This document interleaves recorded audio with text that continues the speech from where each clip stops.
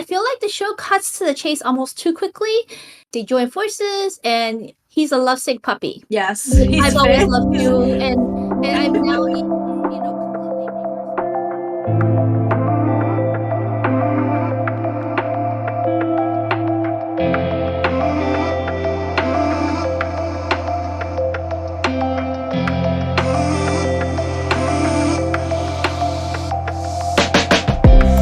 Hello, this is Juniper.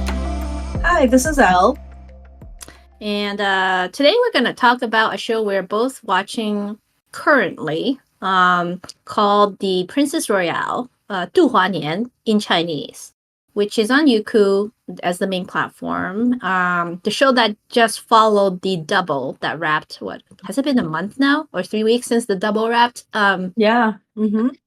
So I would say that the reason I started watching that show, the Princess Royal, that is because it followed the double, and I was like, oh, how do you come down from the high of the double, right? You kind of need like something to ease into, and this seemed like it would be a good one to ease into. And so far I'm up to episode 18, and all of the episodes are now currently out, or at least you can buy the express package to watch the last tranche of the episode. So so Al, your reasons for watching it, other than maybe I mentioned it? Yeah, so I'm up to episodes middle of 16, and then it's also going to be available on Netflix in the US. So I noticed they posted 2 episodes on YouTube, but then people were complaining, where are the rest? So it's going to only be available on Netflix. I'm watching it because it had pretty people in it. Oh yes, it does have very pretty people, and I do like I think you know this about me, which is he's not one of my top favorites, but I've always liked Zhang Linghe because I liked him. He's the male lead, right? He plays Pei Wenxuan. Because I liked him from long ago when he first started out in a minor web drama called Maiden Homes. It's such a basic story, but somehow the cast, not just him, but like the ensemble cast and the story, the way they did it was very well executed, in my opinion, and I enjoyed the whole show. And at the time, I remember sending screen caps of his face to my sister for no reason, going, oh, wow, look at this perfect face, you know? But, he hasn't really done anything until, I think, more recently, Fairy and Devil, right? The Love Between Fairy and Devil, where he played the second lead who's so stoic and kind of playing vanilla, boring in some ways, but that's the role, right? But then in that, even though our focus was on Dylan Wang's character, the devil, you still appreciated the second male lead because the character was pretty nicely written. And also he had a really fun, funny, earthly arc where he played the goofy, kind of clueless, but very funny and earnest rich guy. And Zhao He, I think, did a very good job. Yeah, so it showed potential with his acting skills. Right. So that's another reason. Well, I don't know his background. Is he like an idol actor, or is he like a trained actor? No, he's an idol actor. His background is in engineering. He's known for being super tall for a Chinese guy. He's 6'2", which is super tall. He's like at least an inch taller than most of the tall Chinese actors. And for being super good looking, and for, I guess, I don't know. So here's the thing about Zhang Linghe, right? Like, before we get into the drama, I think of him like a Ronald Reagan, if that makes any sense, or a Robert Taylor. Do you remember Robert Taylor? Yeah. Classic Hollywood actors. Probably more Ronald Reagan than Robert Taylor, because Ronald Reagan. I know, you're like, Ronald Reagan. I never watched Ronald Reagan act. And I watched Robert Taylor. He was a very dependable B-movie actor for Warner Brothers. And he was considered very, like, all-American, good-looking, affable.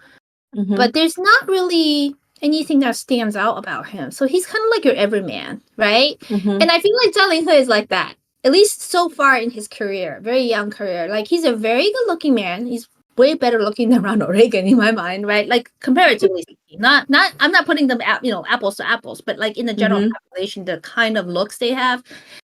But you can't really put a finger on what type of persona he has, other than he's like, oh, he's harmless or he's affable. Yeah.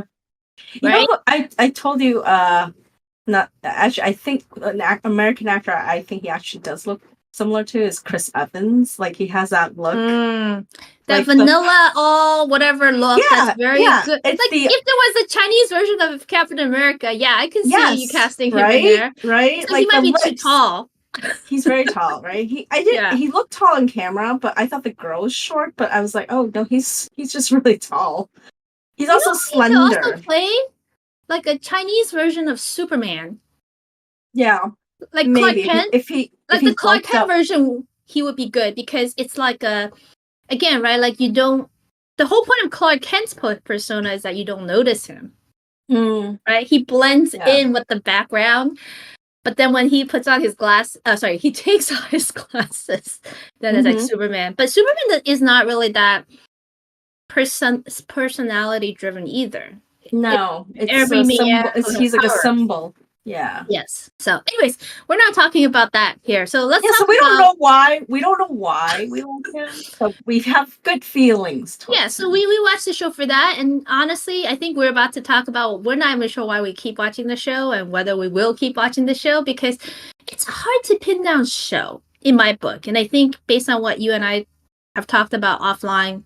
Seen in your book, correct, Elle? I don't want to misrepresent your. Yeah, I so I started watching it before you, like a few episodes before you, and then I remember texting you and saying, okay, the first episode was hard for me to get through because I think they were trying to explain everything in the first episode, and I was like, I don't know what's going on. And then I watched the second episode. I was like, okay, I kind of like it more after they got. I do remember that. It was like right?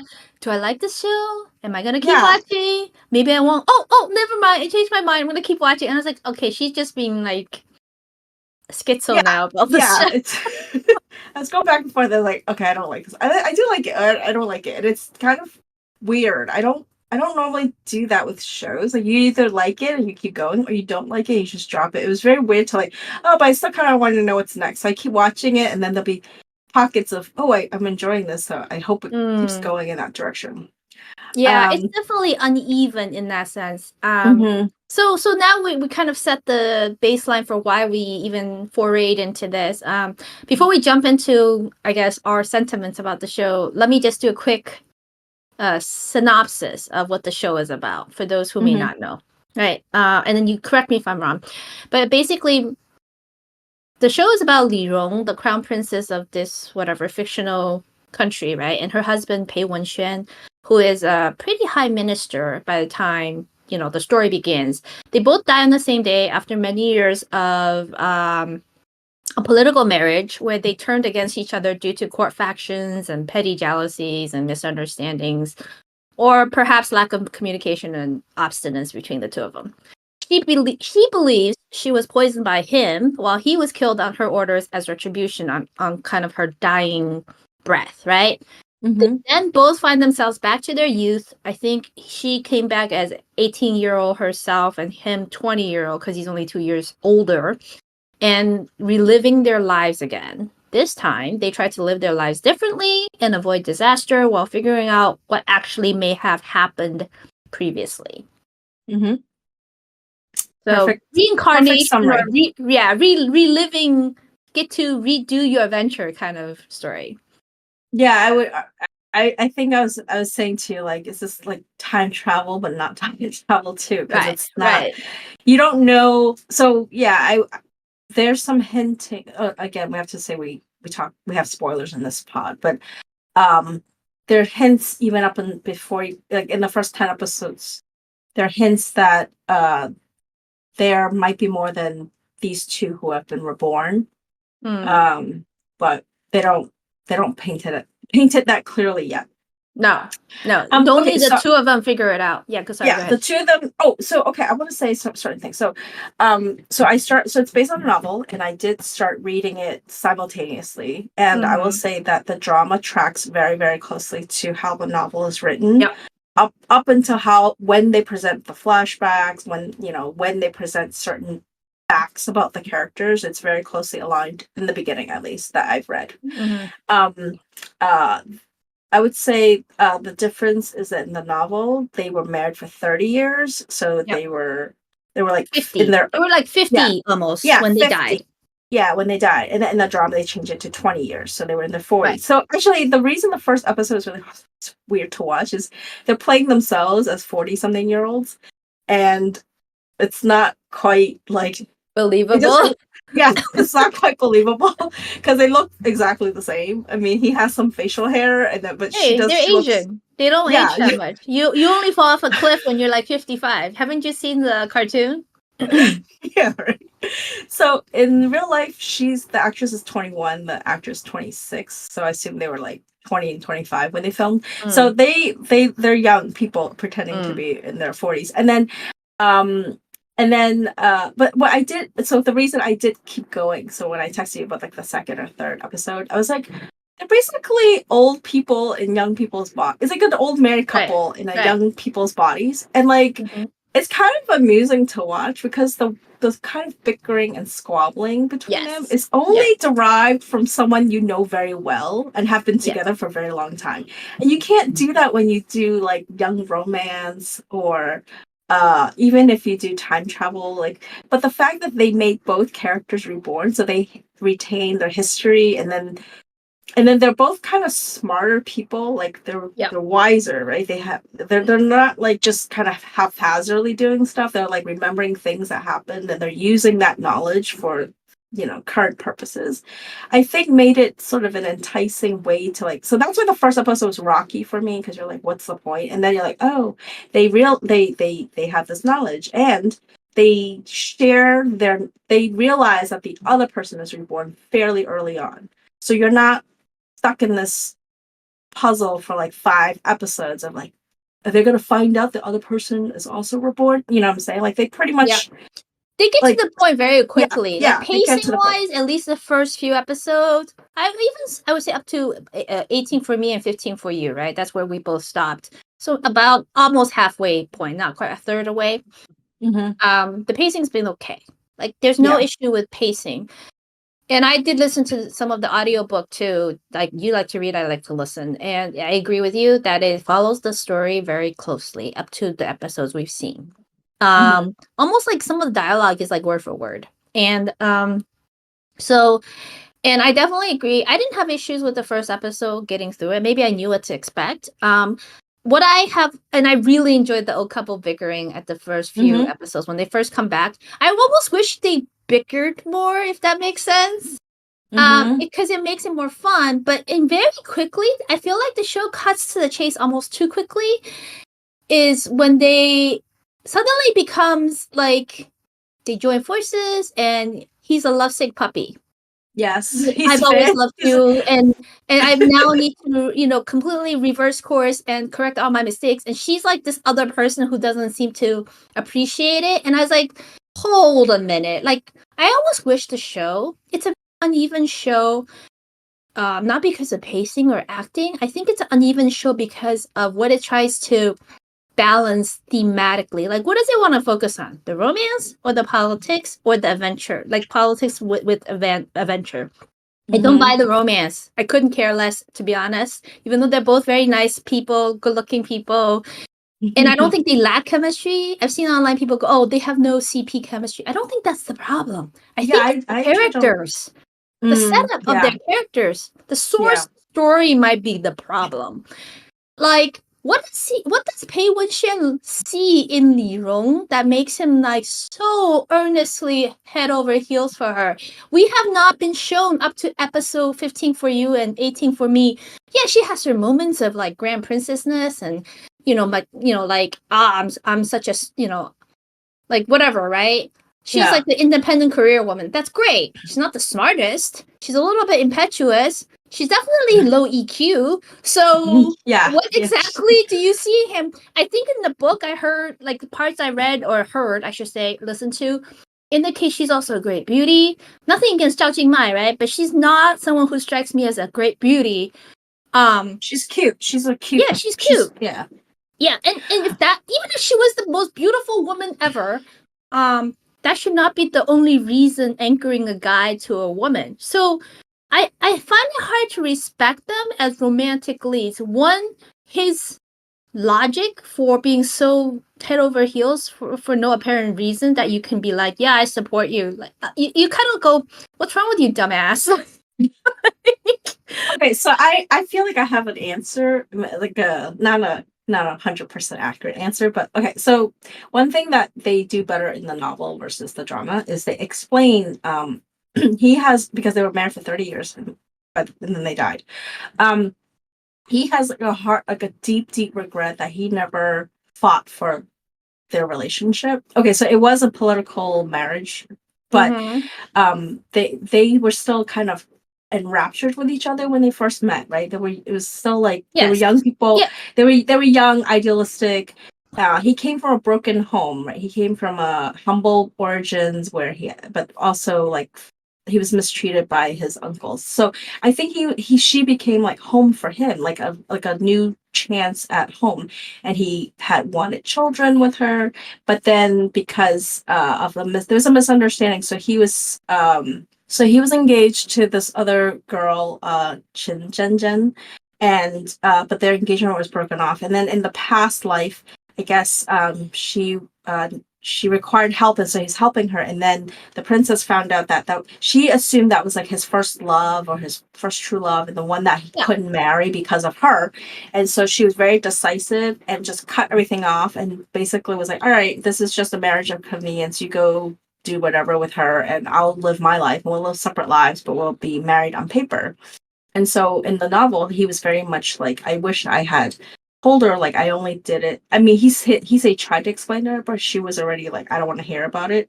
And so it's like this regret that just put him in different trajectories. So in the drama, I feel like they insinuated it. So by the time I got to episode 15, there's a scene where he's basically at his home and he's getting punished by his uncles. Like they're doing it for very political reasons, on the guise of you're a bad right. She comes in and rescues him. She does this whole like impassioned speech about how, like, if you guys don't want him, I'll give him a home, I'll give him love, I'll give him protection. And I feel like that, like, you can see like the love pouring out of his eyes, like, oh my god, I have someone. And I feel like that's why he's drawn to her, is my thing. But it took a lot of episodes for you to get there. You have to draw a lot of random conclusions, and she's a very inconsistent character. Yes. And I totally get the whole misunderstanding, but she even said, remember, there's some the order in which they say express things makes no sense to me, okay? She'll say things like, I totally understood you liked me in our previous life, but you couldn't figure it out and make a clean cut or express yourself, so therefore I just gave up on you. I'm like, oh, okay, so what's wrong with you, biatch, right? And you know, I totally agree. They were supposedly described as being very in love when they first got together, and they keep harkening back to, here's another problem, they don't show you their relationship as it was. They just tell you in snippets, even in the book, right? So then you're like, how is that a foundation for anything for the audience to grasp, right? You have no basis to be like, oh, I see they really liked each other. They just had a hard time with miscommunication. But even if we saw that, 20, 30 years of that, it's really hard to overcome just because you suddenly flipped the switch and came back, you know, and had a chance again. That's a personality flaw that they both have. You can't overcome that easily overnight because someone flipped the switch. And she's, like I said, she says, I understood you liked me, but you just couldn't like reconcile with yourself, or you couldn't clearly figure it out until it was too late. Oh, so she's putting the blame on him. That's fine. But then later, even though she said all that, she went back to acting like she didn't ever really realize he liked her. Does that make sense? No, I agree. And the one, okay, two things that come to mind when you say that too. Like, in this new life, right? He basically, I think, also like episode 14 or whatever, he basically confessed, right? Like, so it's like in the novel, so in the drama, it's like after 20 years and their deaths, he's finally has the courage to like tell her how he I'm really like, give it up, people. Most people have gone through 2 other marriages by now. And also, their happiness was apparently based on 1 year of marriage, young love. But they talk about it as if they had like years of happy marriage before it went sour. That's an inconsistency. Does that make sense? Yeah. No, I'm agreeing with you because I was like, no, okay, so he confesses, right? So that's one thing. Like, okay, finally he was able to tell her how he really feels. That he only had eyes for her. He only loved her, but he's, he didn't get that chance, and so she was like with the second male lead in the previous life. But then, I don't know why, but she's acting like, when he starts hugging her or being affectionate, she's always like, "Why are you touching me? Why are you hugging me?" I'm like, did he not just tell you he loves you? Like, Exactly. It's like she did you has a hearing forget? comprehension and logic issue. That's what I'm saying. This is why I'm saying, like, I wish this show was almost no romance. They're much better as bickering partners in crime, or whatever you call it, right? Mm-hmm. That's the more interesting part, because, like, I like the bickering. I like the fact that they have prescience because of their previously lived lives about how to handle the intrigues that come their way. And you just want to see them fight the intrigue. So that's, I think, the reason I keep watching, not because of the romance. Because the romance, yeah, the tropes are there. And if I cared about their romance because there was a solid foundation for me as an audience or reader to anchor onto, I'm all for it. And this is not the show's fault, by the way. This is, to me, solely the source materials issue. It almost feels like the author of the book, since the show follows the book so closely, right, wanted to display some pyrotechnics about all of these themes, right? And put it all in one and showcase all of these scenarios. So she just took a shortcut and said, "Here you go. Let me just tell you that that's how they feel about each other, and then we can get on with it." It's like, watching that makes me feel like watching Joy of Life, which is a huge hit. And most people love Joy of Life. I'm in the minority who said, okay, it's passable entertainment, but there's no heart to it. And you know why? The reason I had trouble with Joy of Life season 1 is because it felt like it's a day in the life or a year in the life of a guy who went back in time or went forward in time, depending, like into another time where he outsmarts everyone because he knows stuff that they don't. Right? And he's a fast talker. But there's no heart to it. You're just watching it for the pyrotechnics of, like, showmanship, one-upsmanship. And it feels like that's what we're watching here. Like, they set up a romance just so you can show some tropey pyrotechnics, like, oh, we need to have a romantic angst moment. Let's do that here because, she rejects him for the 20th time for no apparent reason. You're like, and I have a hard time respecting someone like Pei Wen-xuan because he's such a, what did I call him? Doofusy puppy dog?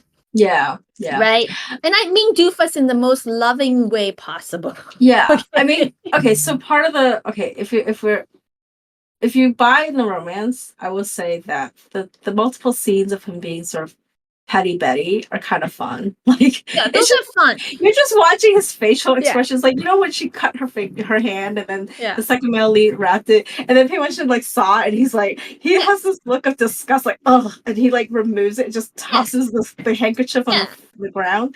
Yeah, like it's so not necessary, but it's like it's kind of funny. That's all anchored in him. It's not really about the romance. It's the bickering dynamics, right?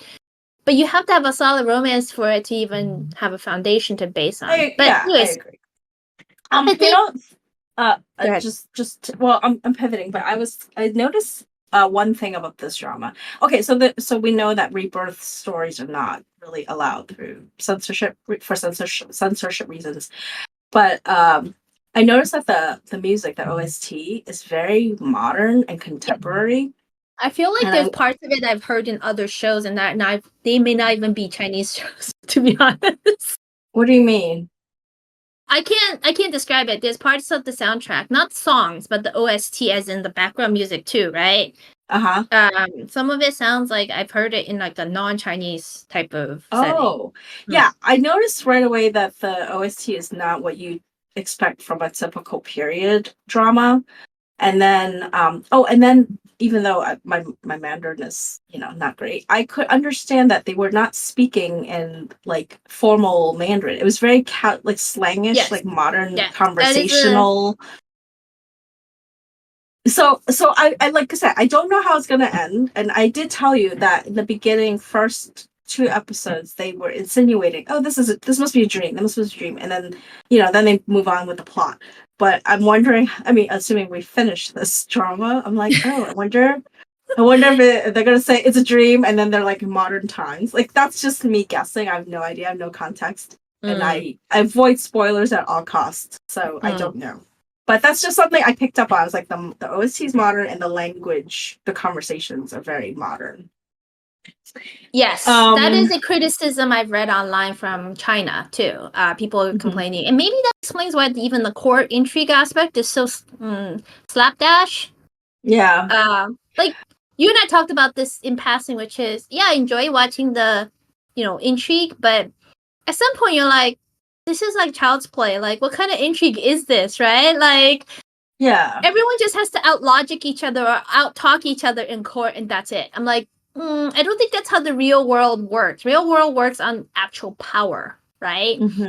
And usually if you just have to pose and up-talk each other, which I know that's how Chinese court politics sort of work, you have to have like an anchor for show, right? Like the principle on which my policies stand or my actions stand, so I have a justification. But at the end of the day, real power matters. And it's not like the emperor is weak per se. Yeah. And the noble families are supposed to be strong. So why does anyone get so swayed easily by a few words? And where does the crown princess stand in terms of, she's the outsider and therefore she can put one over the noble family? I'm like, no.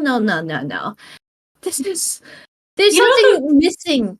Yeah, the core problem I don't buy is so the crown prince is the biological son of both the emperor and one of the noble families, right? Like he's direct descendant from both.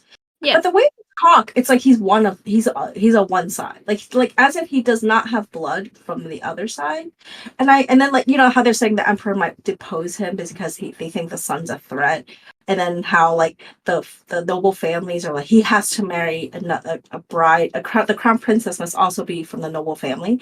And I'm watching this and it's like, okay, I'm not that familiar with how political marriages worked in ancient China, but to me, the whole reason he exists is because they got the two together, right? You got the ultimate power, the male power, the emperor, and then you got the current empress from the noble family. So like, why is there still this fear, like this offspring? He's not like from a concubine, or he's not like.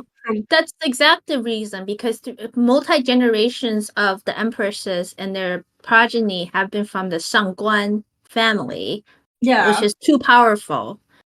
That's why the emperor wants to neutralize them. He doesn't want to. But then he married an empress. But it's not probably his choice at the time, right? That's true. By the way, if you go beyond that, you'll find that they actually liked each other. They're kind of like the previous version of, in some ways, the princess and Pei Wenxuan. But because the empress's interests lay with her family and advancing them, they kind of had this rift. Does that make sense? Yeah, but it's stupid. I mean, let's face it. You and I both have a feeling that this court intrigue stuff is stupid too, right? But it's at least entertaining. So one thing, again, like a lot of it culminated after episode 10, but like what they're doing, their purpose, right? Because before you're just like, it's not always clear, by the way. Yeah, because they're like young kids running around. You're like, what's happening? So they finally said it, like through the crown prince. He finally said, like, our goal now is to change the political landscape, which is not that the noble families get everything and the commoners get very limited access to power or whatever, or. Yeah, so the prince and Pei Wenxuan for communism or socialism. I'm pretty sure of it, because a few times Pei Wenxuan has said, "Oh, wouldn't it be great day in age when everyone's equal and there's no power?" Yeah. I'm like, are you the mouthpiece for the? They'll say. You know what I'm saying, right? But, yeah, and you notice all the people. It's all the young people, the new generation of people scheming, right? They're all like, okay, if I'll help you do this, and then I'm just gonna retire and ride off into the sunset. I will not be a part of this story anymore. I'm like, that's not how real power works. Yeah, like then you can't retain power if all the people who have the power. Very few people have done that successfully. Look at history. You start like those ideologies, you get the power, you hold on to power. Because you know why? You think you have the right worldview. So you must hold on to the power to make sure that your worldview persists. That's how people become twisted by power. Not because they go, I really enjoy being in power, and therefore I want to hold on to power and become like, everyone's God. No, that's actually not it, I think. It's more like, I was right, I must persist in my rightness. Oh my God, what if I die? Nobody persists, Yeah. perpetuates my ideology. It must live on in my progeny, and they must take over. I'm like, okay, that's how power feeds onto itself. That's how they justify what they do. Yeah. Yeah. So yeah, so I mean, okay, so now that I think we covered most of the things that we want to cover. I mean, well, we mainly talked about the main characters. Can I just say that there's very few. This is a weird show in the sense that it's uneven, and we are like, do we like it? Well, we keep watching like it. The side characters. I don't like any of the characters. There's only one character I think I mentioned I like, which is his servant. He's the only likable person in the whole friggin' show. I love his servant because, like, in the beginning, you think he's just this, like, bumbling fool. But he's not. He's actually a very capable servant. He's a very funny guy. And very wily and witty. I like his chemistry with Pei Wen-shin. Like, they're like, they're not father and son, but they're like, the way they interact is very funny and, like, honest. They're very honest. Yeah. Like, they don't hide from each other. It's just like, oh, what are you doing? You know, like they're family too. Yeah. But the other characters, no. So the second male lead character gets beat up online a lot because people hate him, right? I feel bad for the guy, but I can't say I love him either, especially the way the actor looks in costume. It's like, okay, yeah, they really poor actor who took the role, right? Like, why did you take this role? Like, did you read the script? But everyone else is not likable. Like Shang Guanya, her best friend. What an annoying person! Like I don't feel best friend vibes. I don't know why. She's supposed to be like in the show, the actress I think is a comedic actress. I think they mean her to be comedy relief, but she comes off oily and greasy and like she's too old. Does that make sense? Like she's trying so hard and she's annoying and kind of despicable at the beginning when she tries to trick her character, at least Qing Zhenzhen, right? Into the whole engagement with the scent pouches that we're making. I was like, that is despicable.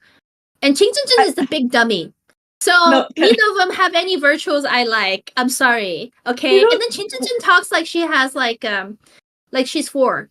Like she says she's from the mountains with no education or parental guidance. But you should have whole sentences that sound like you're not 4, right? Like I'm not saying she doesn't speak in whole sentence. Again, I don't know if it's the acting choices or the casting, and part of it is also just the characters and as they are depicted.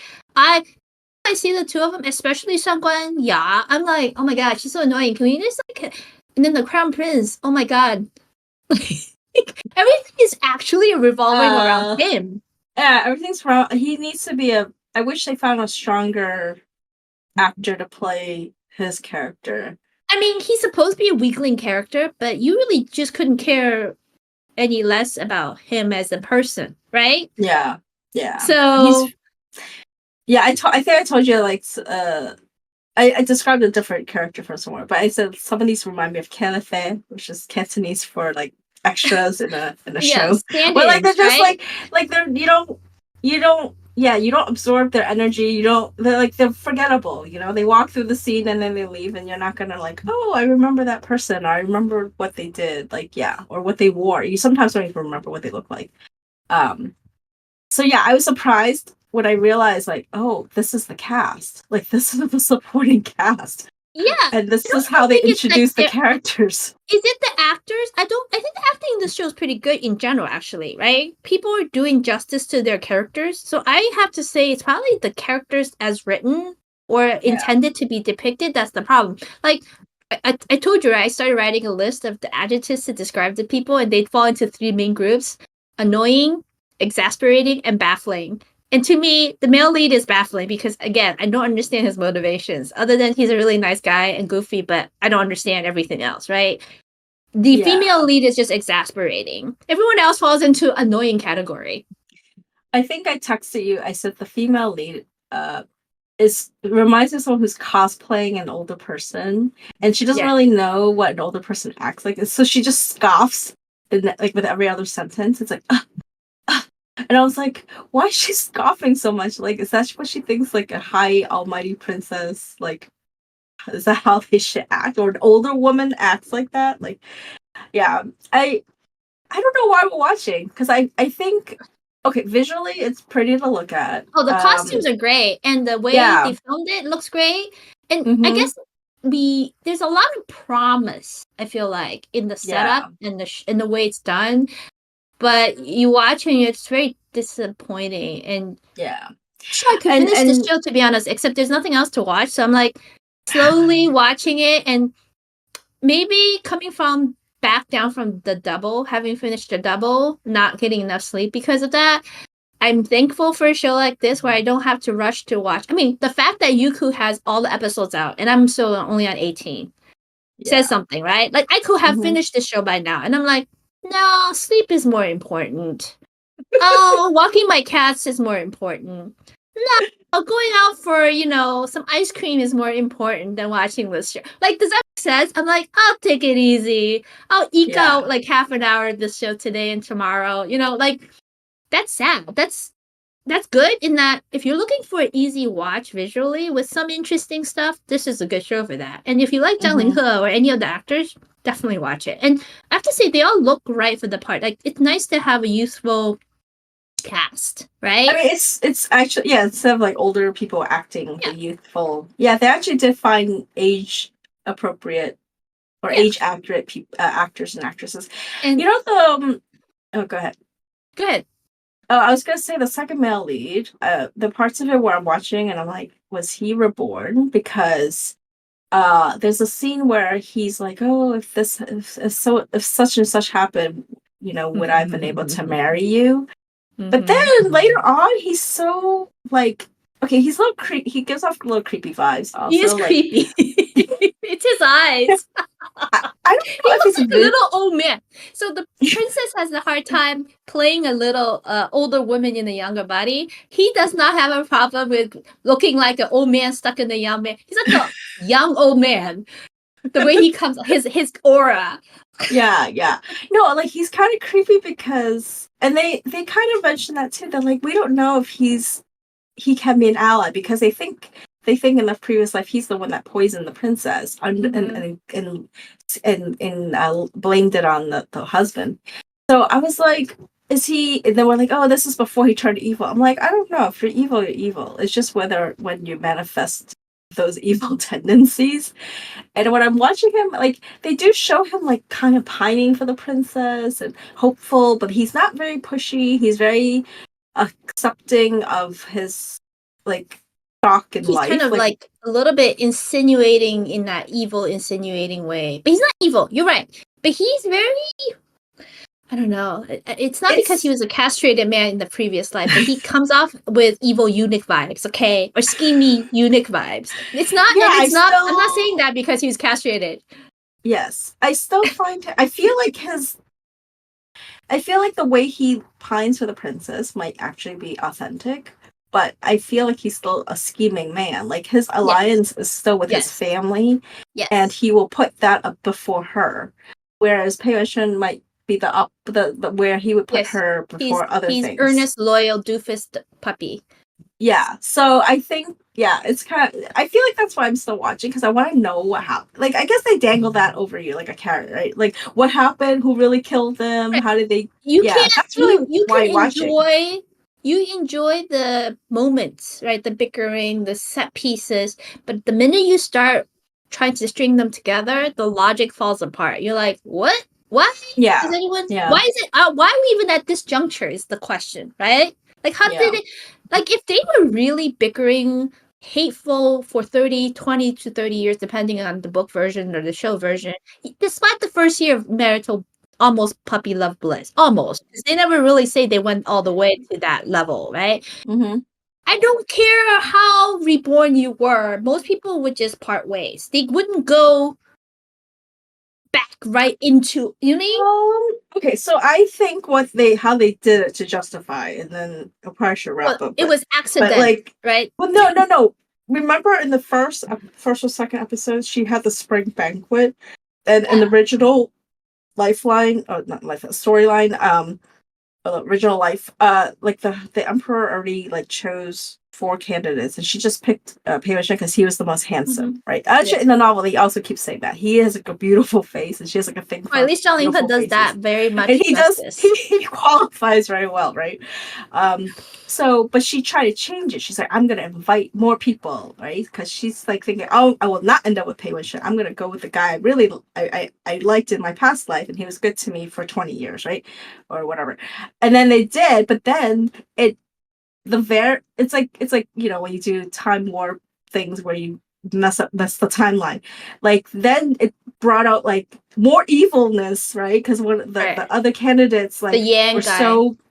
they were so threatened or so upset because her demeanor changed. She wasn't this young, quiet, docile princess. She was like really like trying to push them to the limits, and they were like very insulted. So I feel like they justify that she still had to end up with Pei Wen because they're both reborn, and they were like, we can rely on each other because we don't want to do this alone. Like we don't want to not like go down this journey, like this political landscape without help, and we can't do that if we're separated or with So I think that's how they justified it. But then like I said, by episode 10 or 11, and then he'll say things like, okay, we'll get divorced after everything's settled, and you can end up with whoever you want to be with. But then she's like kind of upset, like he's bringing up divorce. But then she says even worse things to him. yeah. Like when he's hugging her, she's like, what are you doing? What are you doing? I'm like, well, like, what do you want, girl? Like, well, and then she's like, I settled that, once we're done with this, I settled it with the other girl that you can go off and marry. I'm like, what? How high-handed is this? Yeah, because the whole point is that they had that misunderstanding. She thought he loved that. I know, woman. but they've already talked about it so endlessly. So if you still can't get through that misunderstanding, having revisited it a few times now, then give up, right? Then this is something you guys cannot get over as a hurdle as a couple. And so what's the word they use in the English? They translate as besties. I'm like, is there a Chinese word for besties that they're using? 闺蜜. I think he said they were 闺蜜, which is like in Chinese, I think modern parlance at least, is your best friend. Like you and I are 闺蜜. Oh, I wonder how does that translate to Cantonese? Because I don't know. I've never heard that term, but it's like girlfriend, like my girlfriend. I'm like, oh, Pei Wen is his girlfriend. Sorry, it may not have that connotation. It's just how I've always heard it used in usually Chinese like modern drama and rom-coms. Like, oh, this is my 闺蜜, my best friend that, like in My Boss, what's her name's, again, useless friend is her 闺蜜. Oh yeah. Oh, so. Can I say when we talk about the relationship, the couple that I thought of recently is from our interpreter. Like, I feel like it's the same energy levels where the guy's like all in and wants the girl, and the girl's just like, what do you want? What do you like? Do you remember the Patricia and Victoria song? Like, it was giving me that energy of like, he's already confessed, he's already told her, and then she's just like, and she's still like, yeah, like I don't know. Think our interpreter is not that level. They're not guilty of that level of crime, okay, as Grand Princess or Princess Royal, because they do get over it, and she did do him wrong for them to be separated, and he did go abroad, right? So there were real reasons. Whereas in this universe of the princess, they coexisted as a so-called married couple for 20, 30 years, right? So if you get over that for that long, what I don't know how you can get over it. Like, you just not talk to each other? Did you send telegrams to each other? I think that was the implication. They sent intermediaries only, and they just refused to talk to each other, which is fine. But again, I go back to my argument previously, is if that's how you guys operate mentally, psychologically, no, you don't become a different type of person. Even if one of you changed, which is him, right? He's the one who changed more first. Yeah. Well, he was more honest with himself. Yeah, if you're that obstinate for that long, there's something else happening in your personality as a flaw that you don't just get over unless you knocked your head on a rock and got reprogrammed, like. Yeah, it's interesting. If we were to rewrite the plot of the Reborn life, like, they should not be at the palace. The palace is not the place to do that. You almost want to put them in a different universe of where they're really forced to like get together. Like, Yeah. new Yeah. new challenges, but then you wouldn't have the one-upsmanship because you would not have the prescience or the foreknowledge Yeah. that they can Yeah. use and weaponize against their so-called enemies, right? Yeah. Yeah. Like I said, the author has some agenda about I gotta hit all these points and showcase all of these things I have in my head. So it's like most of these IPs are based on books that are online, and most of these online books, I have a feeling, is like fan fiction in some ways, right? If you think about it, who's writing these? It's not like it's like you and me writing our fantasies out. There's no always logic. It's like when people used to make fun of 50 Shades of Grey. What was it? It was Twilight fiction, fan fiction. Mm-hmm, but they hit it big and suddenly it became its own thing. Yeah. But anyone who's read 50 Shades of Grey, which I have not, but I've heard many things about it, and I've watched the movie, so I know. I have read logic it. Is not right. Narrative logic or even just logic is not one of the things that it's known for. Okay, so the question is, are we going to keep watching? I don't know. We'll see. Check in a few to see if we even made it through the whole show. Yeah. Okay. Until next time. Until next time. All right. Talk to you soon. Yeah. Bye. Bye.